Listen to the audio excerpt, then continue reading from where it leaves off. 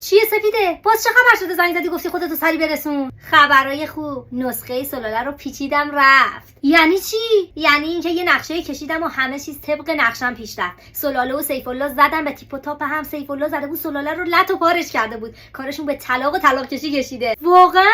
خب از اول تعریف کن ببینم چه نقشه‌ای سوار کردی؟ میگم بهت. آره مامان، کل داستان همین بود که برات گفتم.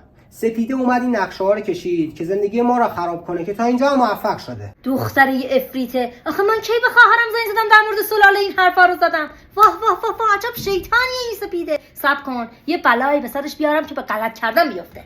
وایسا. ای دیوانه، این قضیه بوداره. سلاله اومده اینجا ازت آتو بگیره که گرفته. شک نکن تا الان مرده گذاشته کف دست مادر شوهر. سلاله عمرم بابا، اون آخه چه به این حرفا؟ اون اصلا عقلش به این کارا نمیرسه. اون عقلش نمیرسه ولی سیف الله که عقلش میرسه. مطمئن باش پشت این قضیه سیف الله است که تو رو رسوا کنه. نه بابا، بیخود قضیه رو جنایش نکن. از این خبرا نیست. مادر شوهره. بفرما تحویل بگیر. حالا جواب بده.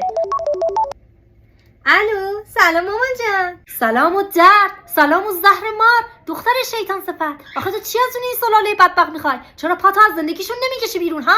چرا دست از این کارات بر نمیداری؟ چی میگید مامان جان؟ چه کاری؟ مگه من چیکار کردم؟ خودت با اون راه نزن. من همه چیزو میدونم. از نقشه کثیفتم با خبرم. سلاله و سیف الله الان اینجا. صدا تو برام آوردن.